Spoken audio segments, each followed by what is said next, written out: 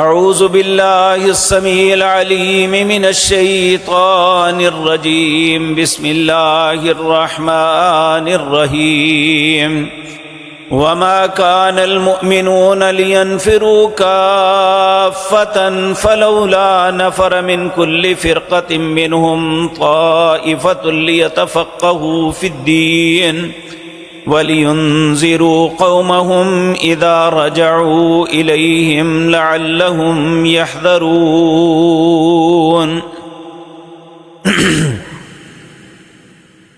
حضرات محترم، عید الفطر کے بعد شوال کا مہینہ وہ ہے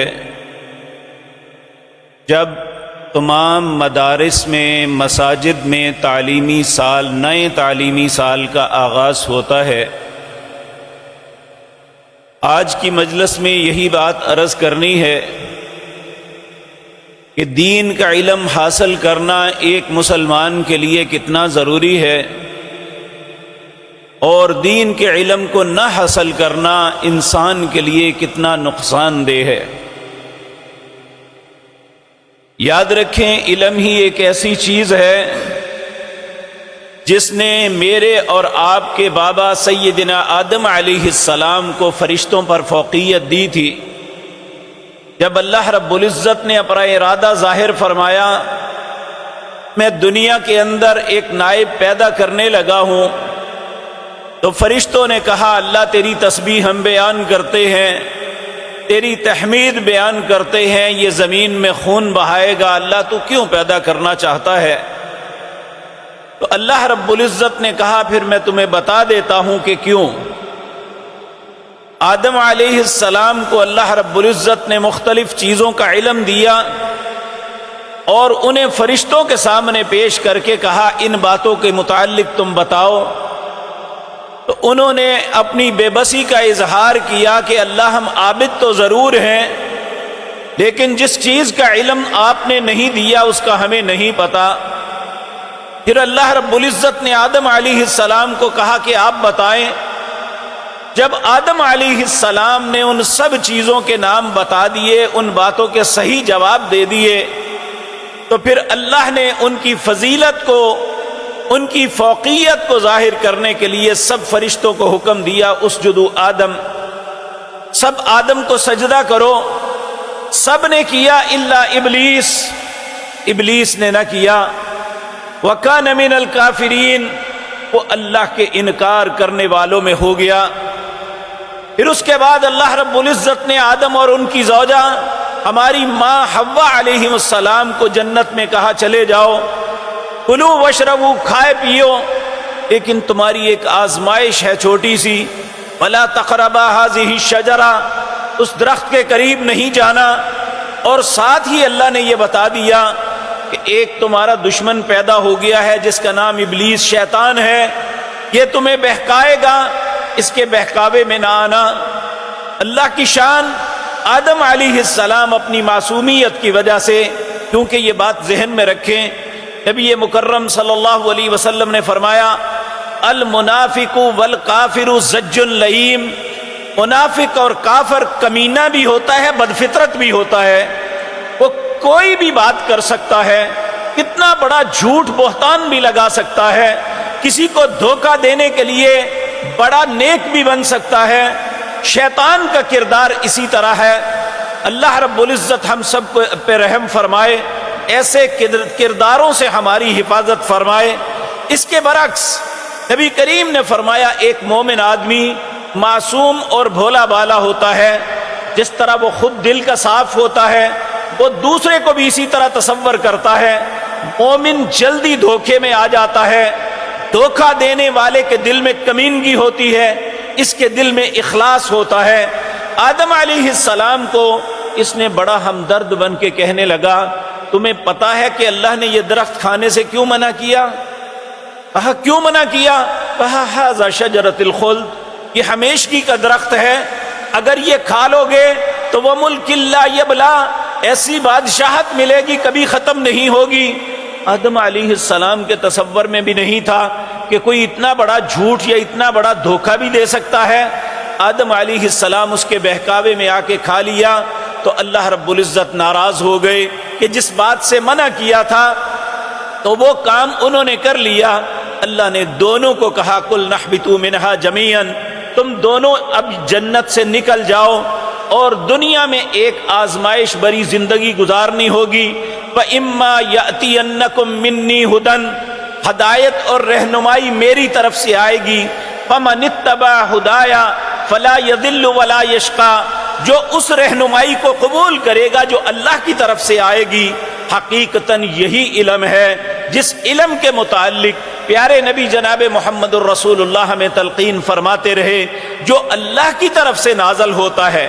دنیا میں بہت سے جنہیں ہم علم کا نام دیتے ہیں، حقیقتاً وہ فنون ہیں، فن ہیں، وہ طریقہ زندگی گزارنے کے لیے، اپنے معاش کو بنانے کے لیے ایک فن ہے، ایک کاریگری ہے جو انسان میتھ کو پڑھ کے حاصل کرتا ہے، فزکس کو پڑھ کے حاصل کرتا ہے، کیمسٹری کو پڑھ کے حاصل کرتا ہے، بیالوجی کو پڑھ کے حاصل کرتا ہے۔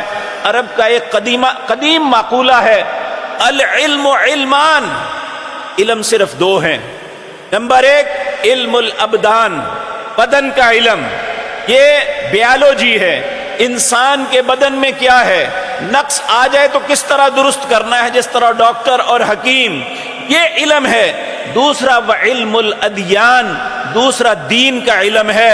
اس کے علاوہ جتنے بھی ہیں سارے فنون ہیں، ان سے انسان رزق تو حاصل کر سکتا ہے لیکن اس کے علاوہ اس کے کسی کام نہیں آ سکتا۔ اور دین کا علم ایسا ہے جو انسان کی دنیا اور آخرت دونوں سنوار دیتا ہے۔ کیوں؟ اللہ رب العزت نے کہا تھا فَمَنِ اتَّبَعَ هُدَايَ فَلَا يَضِلُّ وَلَا يَشْقَىٰ، جو میں رہنمائی کروں گا، جو اسے قبول کرے گا، نہ بدبخت ہوگا نہ گمراہی اس کا مقدر بنے گی۔ ہماری ہدایت اور ہماری بہتری اسی میں ہے کہ اللہ کی رہنمائی کو قبول کریں، اس علم کو سیکھیں۔ اور انبیاء نے، اللہ نے 1,24,000 انبیاء کو صرف اسی لیے بھیجا کہ جو میں تمہیں پیغام دوں، جو علم تمہیں سکھاؤں، تو میں وہ علم تم نے لوگوں کو بتانا ہے۔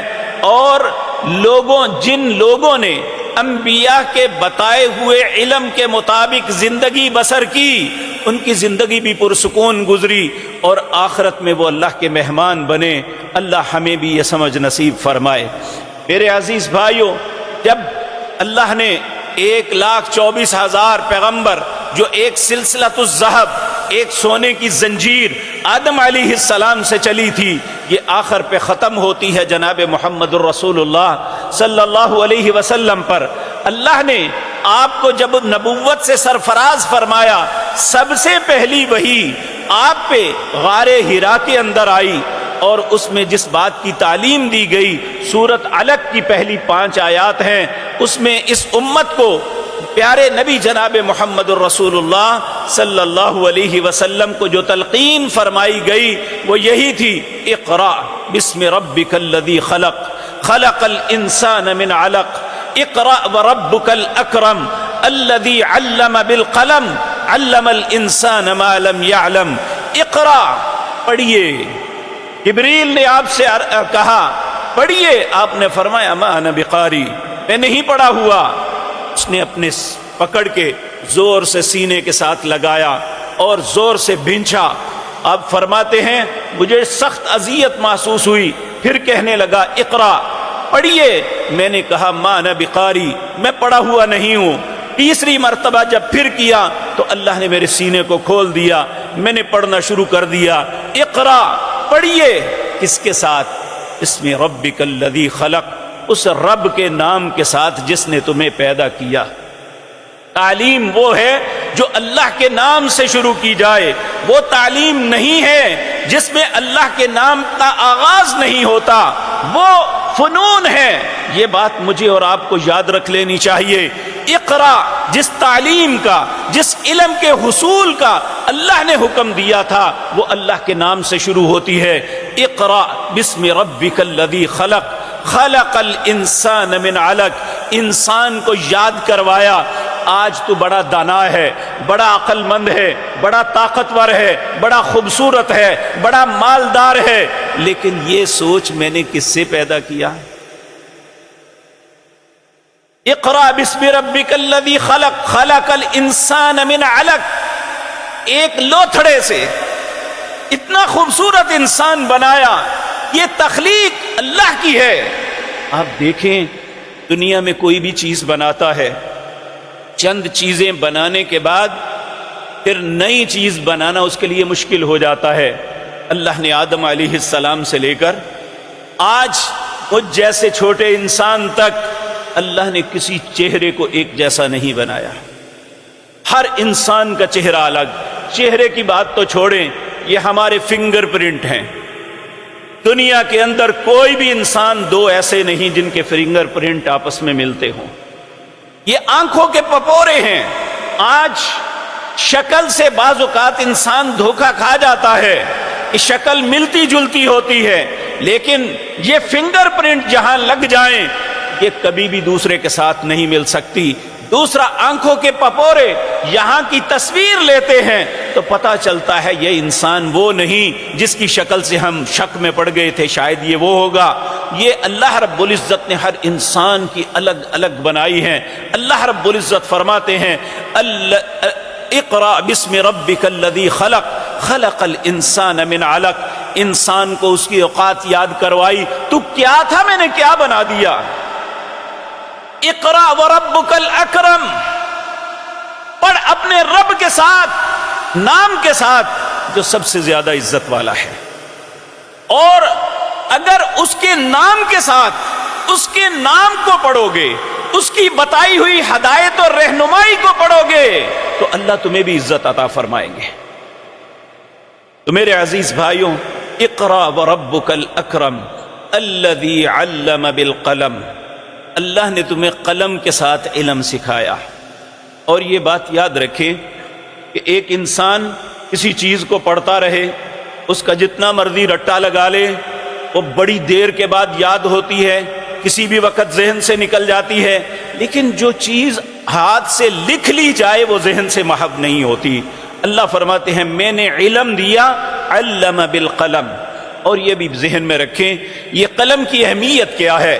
نبی مکرم صلی اللہ علیہ وسلم نے فرمایا کائنات میں جو کچھ آسمان، زمین، ستارے، سورج، چاند، علی ھذا القیاس، پہاڑ، درخت، جتنے چوپائے ہیں سب اللہ نے اپنے کلمہ کن کے ساتھ بنائے۔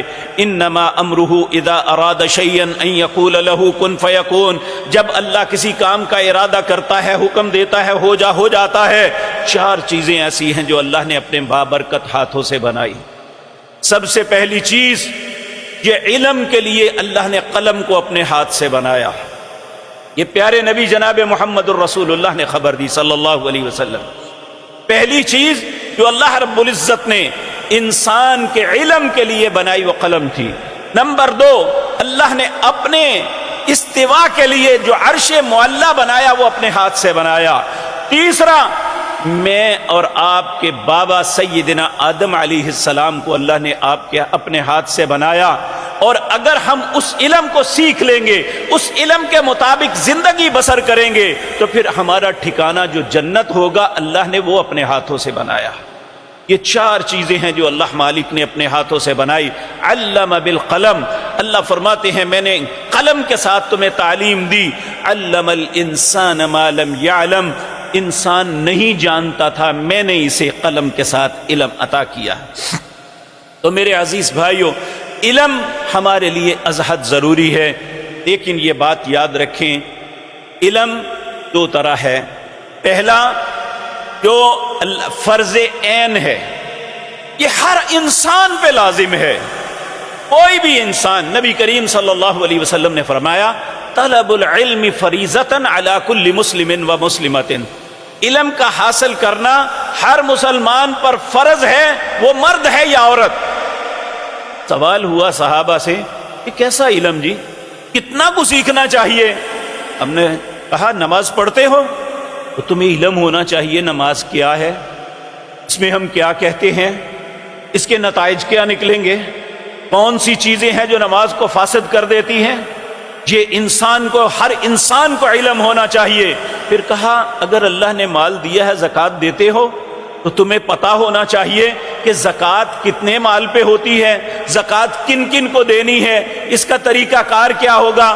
تم زندگی میں آداب معاشرت یعنی معاشرے کے اندر خاندان، رشتہ داریاں اور دوستیاں، دشمنیاں سب کچھ رکھتے ہو تو تمہیں آداب معاشرت معلوم ہونے چاہیے کہ میں نے اپنے معاشرے کے اندر کس طرح زندگی بسر کرنی ہے۔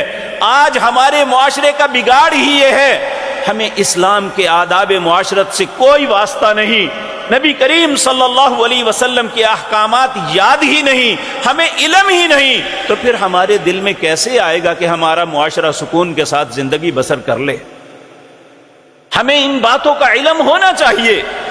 میرے بھائیو، بدقسمتی یہ ہے کہ انسان پی ایچ ڈی کیا ہوا، ماسٹر ڈگریاں ہیں اس کے پاس، وہ بیچلر ہے اور نہ معلوم کیا کیا اس نے پڑھا ہوا ہے، سارا کچھ پڑھنے کے بعد دنیا کے معاملات تو چٹکی سے حل کرتا ہے، لیکن جب دین کا معاملہ آتا ہے تو ہم میں سے ہر انسان کا ایک ہی جواب ہوتا ہے، دین کے معاملے میں زیادہ نہیں جانتا، دنیا کے معاملے میں سب کچھ پتا ہے۔ ایک محدث نے بڑی عجیب بات کی، اس نے کہا دنیا کے معاملے ایسے ہیں کہ اگر اس کے ہاتھ میں درہم دے دیا جائے تو یہ فوراً اس کا وزن بتا دے گا یہ کتنا ہے، لیکن جب دین کا معاملہ آئے گا تو کچھ بھی پتہ نہیں ہوگا۔ اور آج ہم دیکھتے ہیں ہمارے کاروباری دوست اتنے عقل مند اور دانا ہیں اپنے معاملے میں، ان کے ہاتھ میں رقم پکڑاؤ وہ گنتے بھی نہیں، بتا دیتے ہیں یہ 50,000 ہے، 60,000 ہے، 1,00,000 ہے، 80,000 ہے، وہ اپنے اندازے سے بتا دیتے ہیں۔ سوچنے والا سوچتا رہ جاتا ہے اسے پتا کیسے چلا، میں نے تو گنے ہی نہیں، انہیں بتایا ہی نہیں، اسے کیسے پتا چلا؟ وہ اپنے تجربے کی بنیاد پہ یہ سارا، کیونکہ اس معاملے میں اس نے اپنی سوچ کو لگایا، اس نے اپنی محنت کی، اس نے اس کے متعلق بڑی تگ و دو کی، اور اللہ نے اسے یہ شعور عطا کیا کہ وہ دیکھ کے ہی بتا دیتا ہے۔ آپ دیکھیں ایک سیل مین ہے، وہ ایک کلاس بھی نہیں پڑھا ہوا، جب گاہک دکان کے اندر آتا ہے وہ کہتا ہے یہ خریدے گا یا نہیں خریدے گا، یعنی اس کی آبزرویشن یہ ہو جاتی ہے۔ لیکن عجیب بات یہ ہے کہ اللہ نے یہ ساری دانائیاں ہمیں عطا کی، ہم گاہک کو دیکھ کے پتہ لگا لیتے ہیں کہ یہ سودا خریدے گا یا نہیں، ہم پیسے کو دیکھ کے بتا دیتے ہیں کہ یہ کتنی کوانٹی ہے، اتنے اس کے معاملات کیا ہیں۔ آپ کسی صراف کے پاس جائیں، اسے سونے کی کوئی ٹکڑی دیں، ایک دفعہ ایسا ہوا کہ مسجد میں کسی خاتون نے کڑے دیے، اس کے اوپر سونے کا پانی چڑھا ہوا تھا لیکن اندر اس کے چاندی تھی، وہ میں نے اسے دیا، اس نے تول کے کہا یہ اتنے ہیں، لیکن وہاں ایک مزدوری کرنے والا وہ جو بناتے ہیں وہ بیٹھا ہوا، وہ اسے کہنے لگا بھائی مجھے شک ہے کہ اس کے اندر سونا نہیں ہے۔ اس نے کہا نہیں نہیں جی، مسجد سے آیا ہے اور پتہ مجھے بھی نہیں تھا۔ تو اس نے کہا مجھے شک ہے، نے کہا لیبارٹری میں بھیجو، لیبارٹری میں بھیجا، انہوں نے توڑا تو اس کے اوپر صرف ایک خول چڑھا ہوا تھا، نیچے ساری چاندی تھی۔ اگر ہم اتنے عقل مند ہیں دنیا کے معاملے میں کہ ہم نے کچھ بھی نہیں پڑھا ہوا لیکن اپنے کام کے ساتھ مخلص ہیں، تو ہمیں پتہ چل گیا اس کے اندر جو وہ کچھ نہیں ہے جو باہر نظر آ رہا ہے۔ تو میرے بھائیوں، جب ہم دین کے متعلق اتنے کورے ہیں تو ہمیں کیسے پتہ چلے گا حق کیا ہے یا باطل کیا ہے؟ آج ہم میں سے اکثر لوگ اس بات کا شکوہ کرتے ہیں قرآن ایک ہے، رسول ایک ہے، اللہ ایک ہے، پھر مختلف کیوں؟ میں اللہ کا واسطہ دے کے کہتا ہوں، اگر ہم نے یہی جو ہدایت محمد الرسول اللہ پہ نازل ہوئی تھی صلی اللہ علیہ وسلم، اگر اسے پڑھ لیتے تو ہمیں کوئی شخص دھوکہ نہیں دے سکتا تھا، ہمیں مس گائیڈ نہیں کر سکتا تھا۔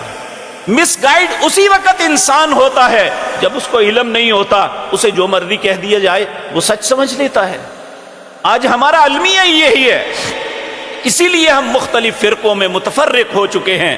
اور یاد رکھیں، جب بھی کوئی اللہ کی اس کلام کو کھولتا ہے، اس سے رہنمائی حاصل کرنے کی کوشش کرتا ہے، اور رہنمائی حاصل کرنے سے پہلے اپنے دل کو صاف کرتا ہے۔ یہ نہیں سوچتا کہ میں نے اسے اپنے مطابق کرنا ہے، بلکہ یہ سوچتا ہے جو یہ کہے گا میں مانوں گا، پھر اللہ اس کو رہنمائی فرما دیتے ہیں۔ تو میرے عزیز بھائیو، یہ ہے فرض عین جو ہمارے اوپر لازم ہے، ہمیں علم ہونا چاہیے۔ اسی طرح میرے عزیز بھائیو، حرام و حلال کا علم ہونا چاہیے ہر مسلمان کو۔ آج ہماری معاشرے کے اندر کرپشن اپنے عروج پہ ہے، اور یقین جانیے روزہ بھی رکھا ہوا ہے، نمازیں بھی پڑھی جا رہی ہیں، لیکن اس کے ساتھ رشوت بھی لی جا رہی ہے۔ نمازیں بھی پڑھی جا رہی ہے، سودے میں دھوکہ بھی دیا جا رہا ہے، اور سودے میں ملاوٹ بھی کی جا رہی ہے۔ کیوں؟ اس لیے کہ ہمیں احساس ہی نہیں کہ حرام کھانے سے کتنا بڑا نقصان ہوگا اور حلال کھانے کے کیا فوائد ہوں گے۔ ہمیں ان باتوں کا علم نہیں، کیونکہ ہم نے سیکھا ہی نہیں۔ اللہ اعوذ باللہ، اللہ ہمیں ہدایت نصیب فرمائے۔ اور عجیب بات یہ ہے کہ ہم میں سے ہر شخص یہ سمجھتا ہے مجھے سب کچھ پتا ہے۔ اللہ چاہے وہ کہنے والا بھی ہے نا، سب کچھ اسے بھی پتا نہیں ہوتا۔ وَفَوْقَ كُلِّ ذِي عِلْمٍ عَلِيمٍ، اللہ نے ہر علم والے کے اوپر علم والا رکھا ہے۔ اور یاد رکھیں، نبی کریم صلی اللہ علیہ وسلم کا ٹوٹل علم کسی ایک سینے میں محفوظ نہیں ہو سکتا۔ انسان کہیں نہ کہیں غلطی، صرف انبیاء کی ذات ہے جن سے غلطی نہیں ہوتی۔ اگر وہ کچھ ایسا سوچتے بھی ہیں تو اللہ ان کی رہنمائی فوراً کر دیتے ہیں، لیکن ہمارے ساتھ یہ معاملہ نہیں ہے۔ ہمیں ٹٹولنا ہوگا، تحقیق کرنی ہوگی، سچ تک پہنچنے کے لیے جدوجہد کرنی ہوگی، اور وہ سچ میری بات نہیں ہے، کسی اور میرے بھائی کی بات نہیں ہے، کسی مولوی پیر امام کی بات نہیں ہے، سچ اللہ کی کلام کی بات ہے، جناب محمد الرسول اللہ کے فرمان کی بات ہے صلی اللہ علیہ وسلم، اور اسی کا نام دین کا علم ہے۔ اور یہ بات یاد رکھے، کوئی بھی دنیا میں ایک جیسے انسان نہیں ہوتے۔ جہاں اچھے لوگ ہوتے ہیں وہاں کوئی نہ کوئی گندا دانا بھی ہوتا ہے، ایک فطرت ہے۔ یونیورسٹیوں کالجوں میں اگر خدا نخواستہ کو قباحت ہوتی ہے تو فوراً اسے ڈھانپ دیا جاتا ہے کہ لوگوں کو پتہ نہ چل سکے، لیکن خدا نخواستہ ایسی ہی قباحت مسجد یا مدرسے میں ہو جائے تو اسے پوری دنیا میں اچھالا جاتا ہے، یہ دیکھیے کیا ہو گیا۔ میں یہ ان کی حمایت نہیں کرتا، گندے غلیظ لوگ ہیں جو اللہ کے گھر میں پلیدگی کرتے ہیں، کمینے لوگ ہیں جو اللہ کے مدارس میں جہاں دین کا علم سکھایا جاتا ہے وہاں اپنی خواہشات کی تکمیل کرتے ہیں۔ لیکن اس کا یہ مطلب نہیں کہ آپ 100% سب لوگوں کو برا کہہ کے اپنے بچوں کو پیچھے کر لیں۔ یہی مسلمانوں کی تربیت گاہ ہے، یہیں سے ہدایت ملے گی۔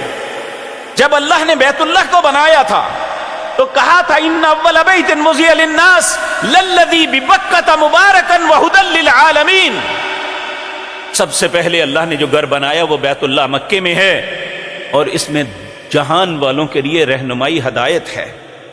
یہ جتنی دنیا میں مساجد ہیں یہ کعبۃ اللہ کی بھی بیٹیاں ہیں، اور جو شخص اللہ کے گھر کا ناجائز فائدہ اٹھاتا ہے، قیامت کے دن نبی مکرم صلی اللہ علیہ وسلم نے فرمایا میں نے اپنی آنکھوں سے دیکھا کہ ایک شخص اس کا اندر کا سارا کچھ پڑا ہوا ہے، بیل جو کولو کا بیل ہے اس طرح اپنی آنتڑیوں، اپنے پیٹ، اپنے جو فضلہ اس کے ارد گرد جو ہے گھوم رہا ہے، اور اس طرح بدبو اور تعفن ہے کہ جہنمی بھی پریشان ہے۔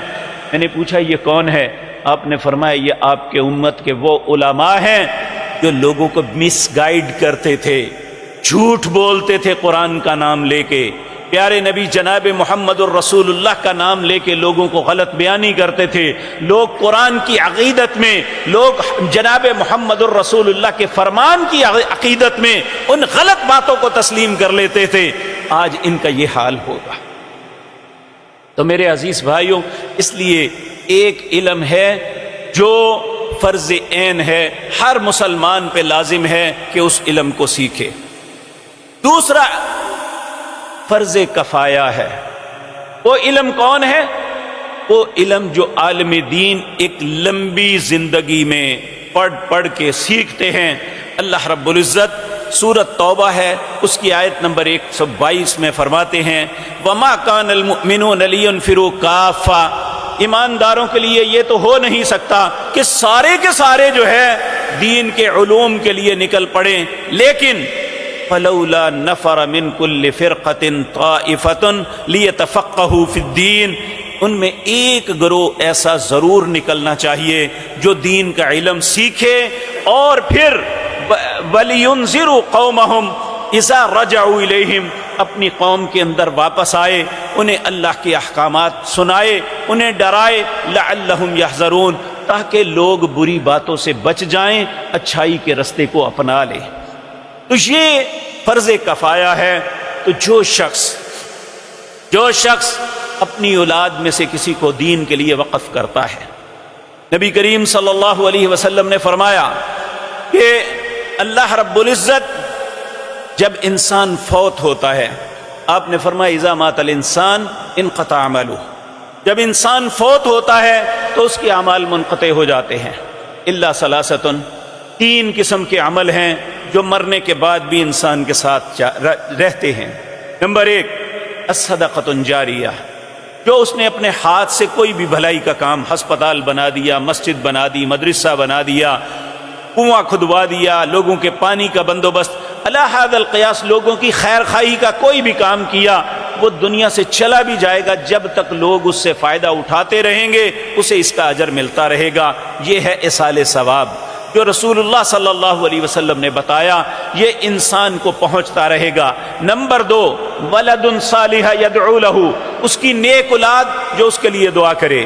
نبی کریم صلی اللہ علیہ وسلم نے فرمایا کسی کا بیٹا یا بیٹی اپنے ماں یا باپ کے لیے دعا کرتا ہے، اللہم اغفر لہ وارحمہ، اے اللہ اسے معاف کر دے، اس پہ رحم کر دے، اللہ جنت میں اس کا درجہ بلند کر دیتے ہیں، اللہ اس کی پراپرٹی بڑھا دیتے ہیں۔ وہ اللہ سے پوچھتا ہے مالک میں نے کیا تو کچھ نہیں، یہ مجھے اور کیوں ملا؟ اللہ کہتے ہیں تیرے بیٹے یا بیٹی نے تیرے لیے دعا مانگی، میں نے تجھے معاف کیا تو تو جنت میں آیا، اب اس کی دعا کے سبب میں تیرے درجات کو بڑھاتا رہوں گا۔ یہ ہے ایصال ثواب جو اللہ رب العزت نے مقرر فرمایا۔ تیسرا فرمایا علم ینتفع، وہ علم جو کسی کو سکھا گیا۔ وہ علم کون سا ہے؟ وہ دین کا علم ہے، کسی کو سکھا گیا، کسی کو نمازی بنا گیا، کسی کو نماز کا طریقہ سکھا گیا، کسی کو خرچ کرنے کے رستے پہ ڈال گیا، کسی کو حج اور عمرے کی دعوت دے اور اس نے حج اور عمرہ کر لیا، اور کسی کو روزے کے لیے کہا، اس نے اس کے کہنے پہ روزہ رکھ لیا۔ یہ ساری چیزیں جب تک دنیا میں قائم رہیں گی اللہ اسے اجر دیتا رہے گا۔ یہ اللہ رب العزت نے انسان کے لیے رکھا ہے۔ نبی کریم صلی اللہ علیہ وسلم نے فرمایا ایک عالم دین جو لوگوں کو مس گائیڈ نہیں کرتا، جو لوگوں کی واقعتاً صحیح رہنمائی کرتا ہے، قیامت کے دن وہ اپنے اعمال کی وجہ سے پریشان ہوگا کہ میں وہ کچھ نہیں کر سکا، عبادات کے معاملے میں اپنی مصروفیات کی وجہ سے وہ نہیں کر سکا، پریشان ہوگا۔ اچانک کیا دیکھے گا چاروں طرف سے جس طرح ساون بھادو کے بادل امنڈ آتے ہیں، اس طرح اعمال، نیک اعمال کے بادل امنڈ کے اس کے گرد اکٹھے ہو جائیں گے۔ وہ اللہ سے پوچھے گا مالک یہ کون ہیں، کس کے ہیں؟ تو اللہ فرمائیں گے یہ تیرے ہیں۔ کہے گا میں نے تو نہیں کیے۔ کہا جن کو تو نے بتایا انہوں نے اس پہ عمل کیا، آج ان کو عمل، ان کے اجر میں کمی نہیں آئے گی، لیکن جو کچھ تیرے کہنے پہ انہوں نے کیا اللہ نے اس کے اجر کا تمہیں بھی مستحق بنا دیا۔ اس لیے میرے عزیز بھائیوں، نبی کریم صلی اللہ علیہ وسلم نے یہ کوئی پابندی نہیں لگائی کہ آپ نے 8 سال کی پڑھ کے سند لی ہوگی تو تبھی بتا سکتے ہیں۔ نبی کریم نے فرمایا بلغوا انی ولو آیا، اگر ایک آیت بھی آتی ہے تو آگے پہنچاؤ۔ اور میرے بھائیو، علم کی اہمیت اس بات سے اندازہ لگائیں، پیارے نبی جناب محمد الرسول اللہ صلی اللہ علیہ وسلم جب فجر کی نماز ادا فرما لیتے، سلام پھیرتے، وہ اذکار جو آپ نے ہمیں تلقین فرمائے وہ پڑھ لیتے، تو سب سے پہلے 3 چیزوں کا سوال کرتے۔ پہلا سوال کرتے اللہم انی اسألک علما نافعا، دوسرا سوال ورزقا طیبا، تیسرا سوال وعملا متقبلا، یعنی رزق کا سوال بعد میں، علم کا سوال پہلے کیا۔ کس نے؟ پیارے نبی جناب محمد الرسول اللہ صلی اللہ علیہ وسلم نے، اور امت کو بھی تلقین فرمائی جب فجر کی نماز ادا کر لو، ادا کرنے کے بعد جب اللہ سے کچھ مانگنے کی باری آئے تو سب سے پہلا سوال کرو اللہم انی اسألک علما نافعا، اے اللہ مجھے ایسا علم عطا فرما جو نفع دینے والا ہے، ورزقا طیبا، رزق ایسا دے جو پاک ہو، وعملا متقبلا، اے اللہ ایسا عمل کرنے کی توفیق دے جو تو اپنی بارگاہ میں قبول کر لے۔ تو اسی طرح 4 چیزوں سے اللہ کے نبی پناہ بھی مانگا کرتے تھے۔ ان میں پہلی چیز اللہم انی اعوذ بک من علم لا ینفع، اے اللہ میں ایسے علم سے تیری پناہ چاہتا ہوں جو نفع نہ دے۔ وہ کون سا ہے؟ کہ قرآن کا علم ہے لیکن لوگوں کو غلط بیانی کر رہا ہے، باتوں کو چھپا رہا ہے، صرف اپنے مقاصد حاصل کرنے کے لیے یا اپنے فرقے کے لیے۔ رسول اللہ صلی اللہ علیہ وسلم کے فرمودات پتہ ہیں کہ نبی کریم کی سنت مطہرہ یہ ہے، لوگوں کو مس گائیڈ کرتا ہے۔ یہ ایسا علم ہے جس کا علم تو ہے لیکن اسے نفع نہیں دیتا۔ اللہم انی اعوذ بک من علم لا ینفع ومن قلب لا یخشع، اللہ ایسے دل سے تیری پناہ چاہتا ہوں جس کے اندر تیرا ڈر نہ ہو، ومن نفس لا تشبع، اے اللہ ایسے وجود سے تیری پناہ چاہتا ہوں جس کی بھوک ختم نہ ہو، ومن دعوت لا یستجاب لها، ایسی دعا سے بھی تیری پناہ چاہتا ہوں جو تیری بارگاہ میں قبول نہ ہو۔ دعا کب قبول نہیں ہوتی؟ جب انسان کا رزق حلال نہ ہو، جب انسان اپنے رب کو ناراض کر بیٹھا ہو، پھر بھی اللہ اس کی دعا کو قبول نہیں فرماتے۔ امام شافعی رحمۃ اللہ علیہ یہ امت کے بہت نیک لوگوں میں سے ایک ہیں، کہتے ہیں کل العلوم سوى القرآن مشغلۃ، قرآن کے علاوہ جتنے تم سیکھتے ہو یہ سارے ایک مشغلے ہیں، الا الحدیث وعلم الفقہ فی الدین، تو آئے رسول اللہ کے فرمودات اور دین کی سمجھ، یہی انسان کے لیے اصل علم ہے۔ کہا العلم ما کان فیہ قال حدثنا، جس علم کو سیکھ رہے ہو اگر اس میں لفظ حدثنا نہیں آتا، یعنی مجھے بیان کیا فلاں نے، فلاں سے بیان کیا فلاں نے، اس سے بیان کیا جناب محمد الرسول اللہ صلی اللہ علیہ وسلم نے، کہا اگر یہ لفظ نہیں آتا وما سوا ذاک وسواس الشیاطین، اس کے علاوہ جتنے علوم ہیں یہ شیطان کے وسوسے ہیں۔ تو میرے عزیز بھائیو، یہ جو فنون عصری ہیں اسے حاصل کرنے سے اللہ نے منع نہیں کیا کہ یہ نہ حاصل کرو، لیکن اگر یہ تو حاصل کریں لیکن دین کو چھوڑ دیں تو اللہ رب العزت کو یہ بات گوارا ہی نہیں ہے۔ نبی کریم صلی اللہ علیہ وسلم نے فرمایا قرب قیامت ایسا وقت آئے گا، یہ حدیث امام ترمذی رحمۃ اللہ علیہ نے اپنی کتاب میں لائے ہیں، 15 نشانیاں قیامت کی بتائی، ان میں ایک نشانی یہ تھی وَتُعَلِّمَ لِغَيْرِ الدِّينِ، لوگ دین کے علاوہ دوسرے علوم تو بڑی محنت، کوشش اور جد و جہد سے سیکھیں گے، اپنے بچوں کو سکھائیں گے، لیکن دین کا علم نہ خود سیکھیں گے نہ اپنی اولادوں کو سکھائیں گے۔ آج دیکھ لیں اگر کوئی شخص دین کی تھوڑی سی تڑپ بھی رکھتا ہے تو گھر میں قاری صاحب لگواتا ہے، 15 منٹ آ کے وہ قاری صاحب کیا اس بچے کی تربیت کر سکتے ہیں؟ اگر آپ اس بچے کو اللہ کے گھر میں بھیجیں گے، وہ لوگوں کو نماز پڑھتے ہوئے دیکھے گا، اس طرح نماز کی ادائیگی کی کوشش کرے گا، اس کے دل میں اللہ کی گھر کی محبت پیدا ہوگی۔ لیکن بدقسمتی یہ کہ بر صغیر میں تو کوئی بچہ مسجد میں آ جائے تو اسے گالیاں دینی شروع کر دیتی ہیں، تقویٰ اس کو سمجھتے ہیں کہ بچے کو پیچھے ہٹا دو، جبکہ یہی تو ہمارا مستقبل ہے۔ ترک کی ایک کہاوت ہے، انہوں نے ایک مسجد کے اندر بورڈ لگایا ہے، اس کا معنی یہ ہے بنتا ہے کہ اگر تمہاری نمازوں کے پیچھے بچوں کی آواز نہیں آتی تو سمجھ لو تمہارا مستقبل تاریک ہے۔ یہ حقیقتاً آج تو ہم ہیں کل نہیں ہیں، آنے والا وقت تو ان بچوں کا ہے۔ نبی کریم صلی اللہ علیہ وسلم ان جوانوں کے لیے یہ دعا مانگتے، اللہم انصر شباب المسلمین، اے اللہ مسلمانوں کے جوانوں کی مدد کر اور انہیں اسلام کی جوانی کا سبب بنا۔ تو حقیقتاً یہی ہمارا آنے والا وقت، یہی ہمارا مستقبل ہے، یہی اللہ کے گھروں کی رونق ہے۔ ہمیں آج ان کی شرارت پہ نالا نہیں ہونا چاہیے، آج ان کی بلند آواز پہ ہمیں غصے میں نہیں آنا چاہیے، بلکہ ان کی تربیت کرنی چاہیے۔ اللہ اکبر۔ میرے عزیز بھائیوں، یہ دین کا علم کیا ہے؟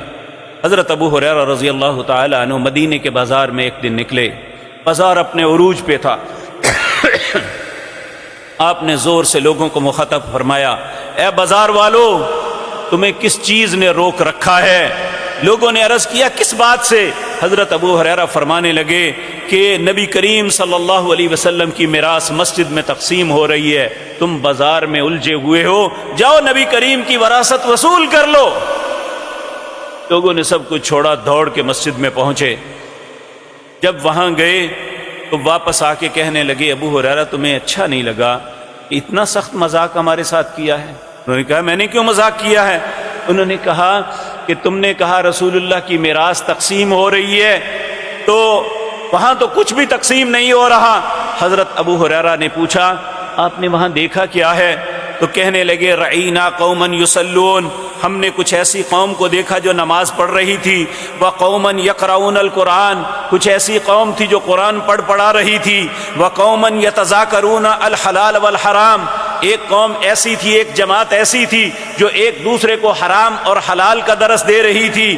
فقال لهم ابو ہریرہ کہنے لگے، ویحکم، افسوس ہے تم پہ، فذاک میراث محمد صلی اللہ علیہ وسلم، یہ قرآن کا پڑھنا پڑھانا، حدیث کا پڑھنا پڑھانا، حرام و حلال کی تمیز سکھانا، یہ تو رسول اللہ کی میراث ہے،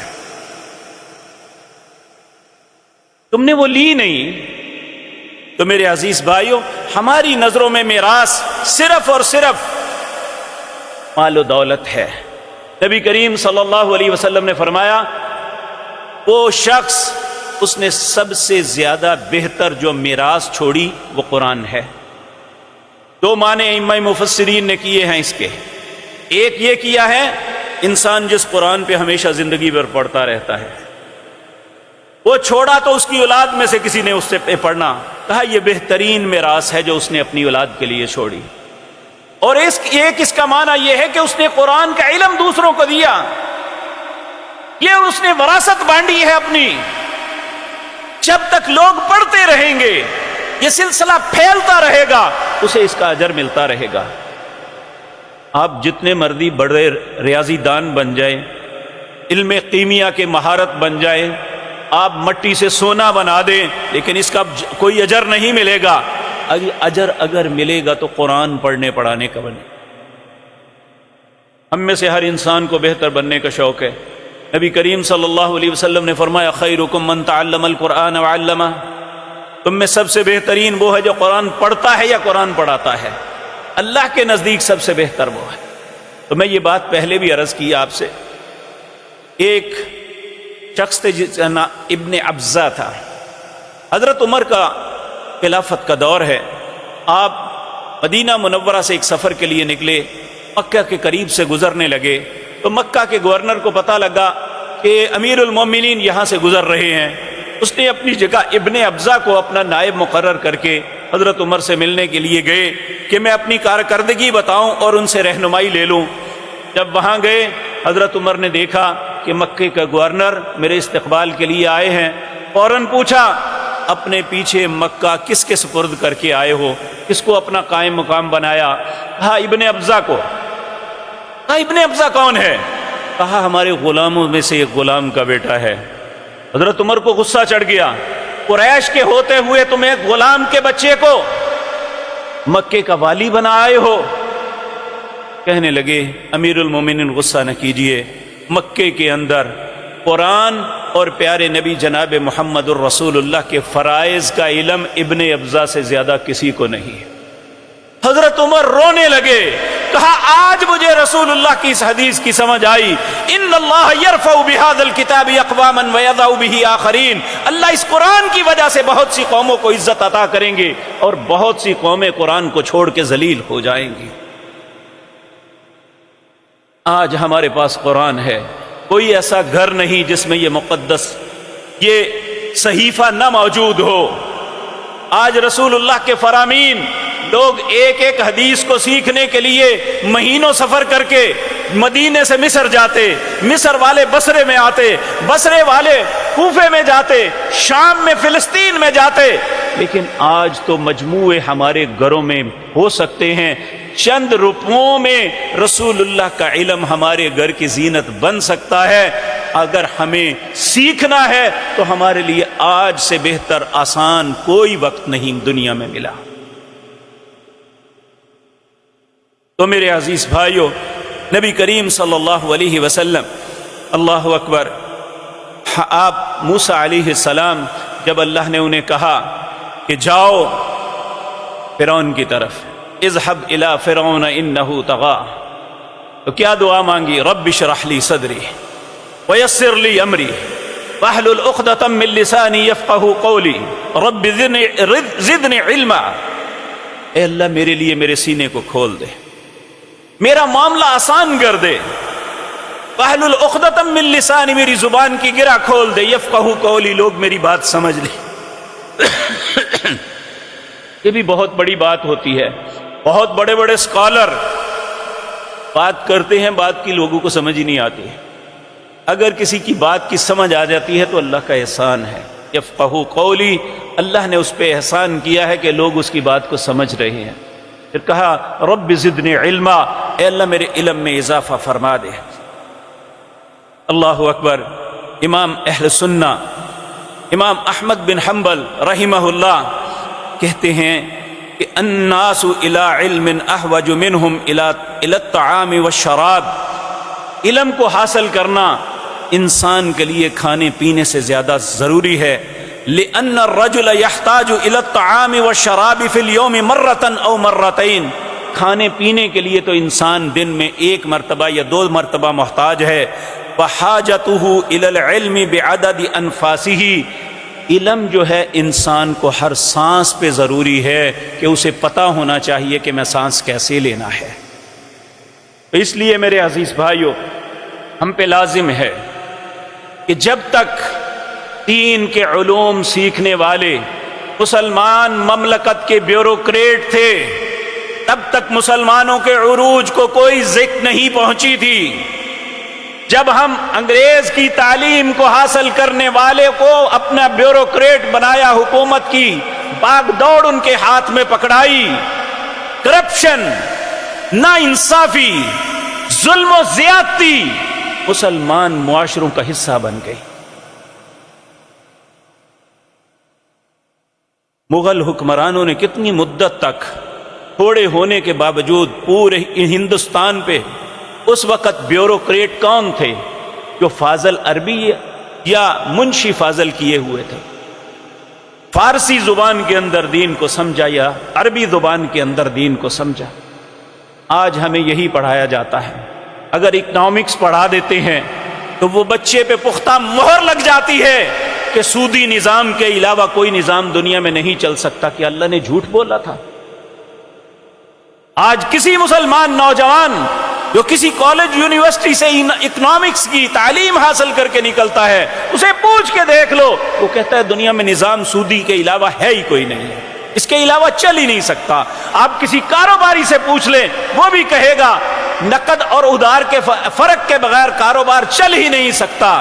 لیکن اللہ کہتا ہے نہیں، یمحق اللہ الربا ویربی الصدقات، اللہ اس کو گھٹائے گا، اللہ صدقات کو، جو کسی کے ساتھ خیر کرو گے اسے بڑھائے گا۔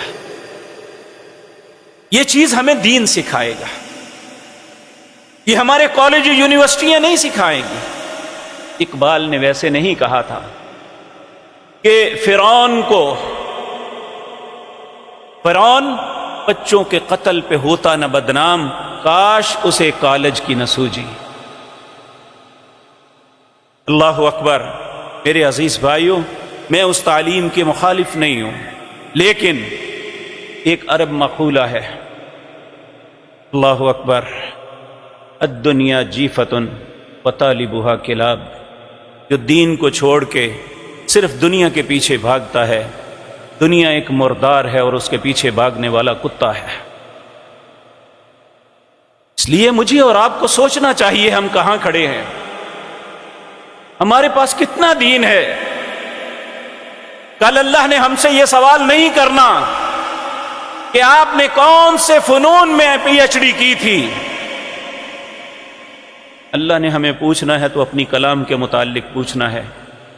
انا عرضنا الامانة على السماوات والارض والجبال فابين ان يحملنها واشفقن منها وحملها الانسان. انسان تو نے اس امانت کو لیا تھا، اس کا کیا حق ادا کیا؟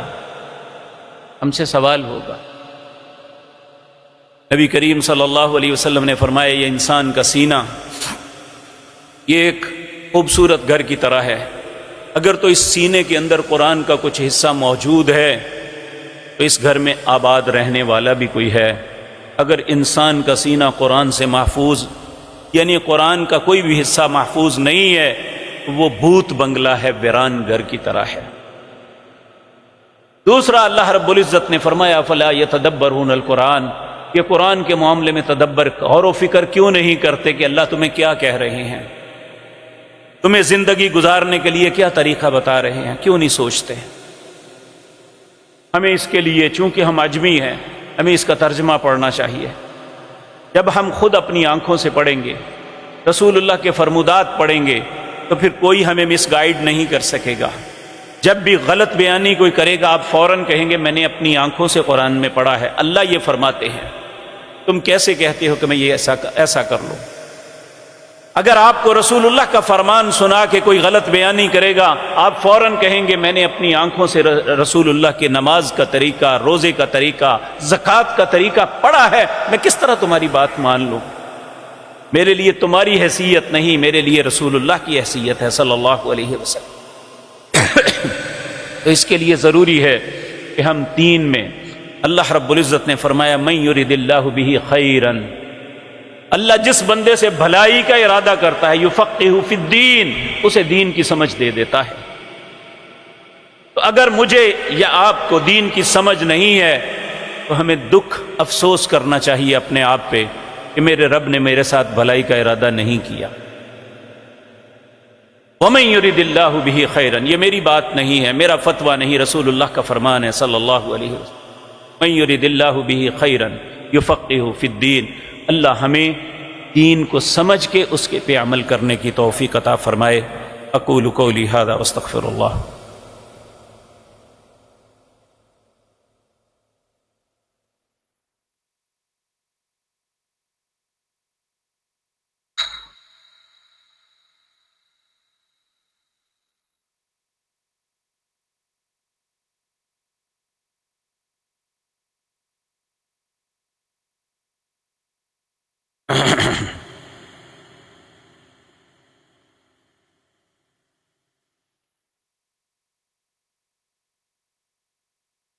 ان الحمد للہ نحمده ونستعینه ونستغفره ونعوذ باللہ من شرور انفسنا ومن سیئات اعمالنا من يهده اللہ فلا مضل له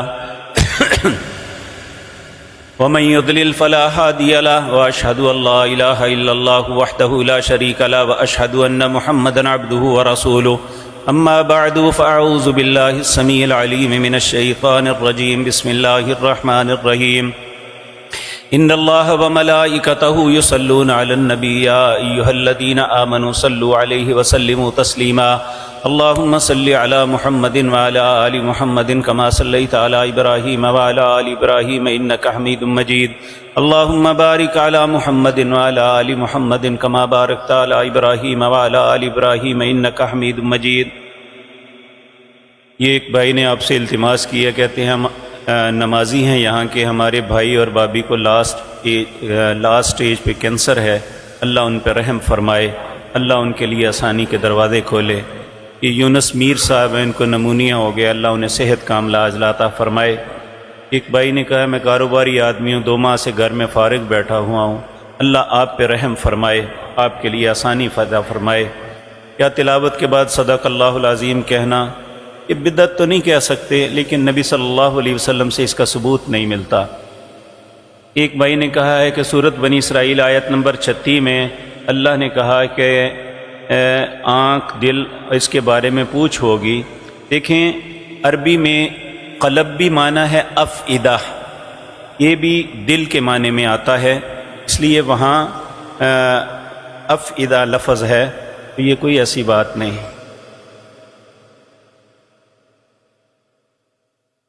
ایک بھائی نے کہا ہے کہ تھوڑا سا قرض ادا کرنا ہے، سیال کوٹ بائی پاس کے قریب بنیا میں میرا ایک پلاٹ ہے، وہ سیل کر رہا ہوں، اللہ آپ کی مدد فرمائے۔ نبی صلی اللہ علیہ وسلم نے فرمایا 3 بندوں کی مدد اللہ اپنا فرض سمجھتے ہیں، اگر کوئی قرض کی ادائیگی کے لیے کوشش کرتا ہے تو اللہ اس کی مدد لازمی کرتے ہیں۔ یہ اگر کوئی بندہ شریعت کے مقابلے میں اپنی رائے کو اہمیت دے، دوسرے لفظوں میں اپنے رائے کو مسلط کرے، شریعت اس بارے میں کیا حکم دیتی ہے؟ شریعت بالکل اجازت نہیں دیتی کہ کوئی بھی شخص اللہ اور اس کے رسول کے مقابلے میں اپنی رائے کو فوقیت دے۔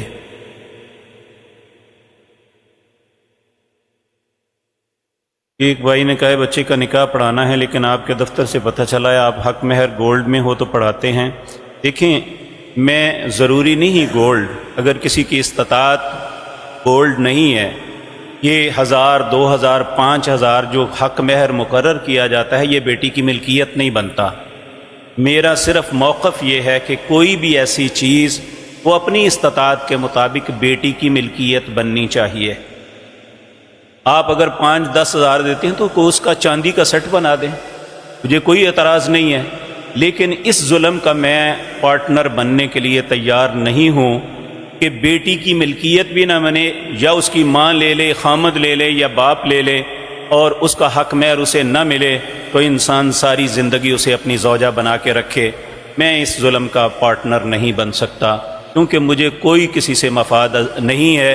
میں کسی کی بیٹی کے معاملے میں حساس ہوں، میری اپنی بھی بیٹیاں ہیں، اس لیے میرا اس میں کوئی مفاد نہیں ہے۔ اگر میں سونا کہتا ہوں تو ان لوگوں کو کہتا ہوں جو سونے کی استطاعت رکھتے ہیں، جو استطاعت نہیں رکھتا میرا ان کے ساتھ کوئی مقابلہ نہیں ہے۔ میں ان سے یہی عرض کروں گا وہ اپنی استطاعت کے مطابق بیٹی کے لیے کوئی چیز بنائیں جو اس کی ملکیت بنے ہمیشہ کے لیے۔ میرے عزیز بھائیو، انشاءاللہ کل سے ہمارا تعلیمی سال شروع ہو رہا ہے۔ اگر کوئی شخص اپنے بچوں کو ناظرہ قرآن پڑھانا چاہتے ہیں تو فجر کی نماز کے بعد یہ 1 گھنٹہ ٹائم ہوتا ہے۔ ہمارے قاری اعظم صاحب اور ایک دوسرے صاحب ہیں، یہ دونوں اساتذہ پڑھاتے ہیں۔ اگر کوئی اکیلا ترجمہ بھی پڑھنا چاہے تو صبح فجر کے بعد 1 گھنٹہ، اسی طرح مغرب کے بعد بھی 1 گھنٹہ، یہ سلسلہ کل سے شروع ہو جائے گا۔ اسی طرح علوم اسلامیہ یہ 7 سالہ کورس ہے، اس میں یہ حافظ قرآن یا کم از کم مڈل پاس بچہ لیتے ہیں، اور یہ 7 سالہ کورس ہے، اور ہماری ایفیلیشن مدینہ یونیورسٹی کے ساتھ ہے۔ الحمدللہ اس سال ہمارے 6 طالب علم فارغ ہونے والے مدینہ یونیورسٹی میں تعلیم حاصل کر رہے ہیں۔ شعبہ تجوید و قراءت، نبی کریم صلی اللہ علیہ وسلم نے فرمایا الماہر بالقرآن مع السفرۃ الکرام البررہ، قرآن کو مہارت کے ساتھ پڑھنے والا قیامت کے دن اللہ کے عزت والے فرشتوں کے ساتھ پرواز کرے گا۔ جو حفاظ حفظ کر چکے ہیں وہ اپنے الفاظ کی ادائیگی درست کرنا چاہتے ہیں تو یہ 1 سال کا کورس تجوید و قراءت کا ہے۔ یہ صبح 7:30 سے لے کر عصر تک یہ معاملہ چلتا ہے۔ اسی طرح شعبہ تحفیظ القرآن ہے، اس میں 5 کم از کم کلاسیں پڑھی ہوں تو پھر اسے ہم داخلہ دیتے ہیں، یہ بھی انشاءاللہ کل سے شروع ہوگا۔ نماز مغرب کے بعد ہماری ترجمہ کلاس چل رہی ہے، شیخ سعید کلیروی فاضل مدینہ یونیورسٹی یہ ترجمہ پڑھاتے ہیں۔ کل سے انشاءاللہ مغرب کی نماز کے بعد یہ آدھا گھنٹہ سے 45 منٹ کلاس ہوتی ہے، جو ساتھی اس میں شامل ہونا چاہتے ہیں وہ تشریف لائیں۔ اسی طرح وہ بزرگ جو قرآن کے الفاظ کو درست ادا نہیں کر سکتے، عشاء کی نماز کے بعد آدھا گھنٹہ یہ کلاس ہوتی ہے، جس میں بزرگ سٹیزن ہی ہوتے ہیں اور ان کو قرآن کے الفاظ کی تصحیح کے لیے یہ ہمارے قراء جو ہیں یہ کوشش کرتے ہیں۔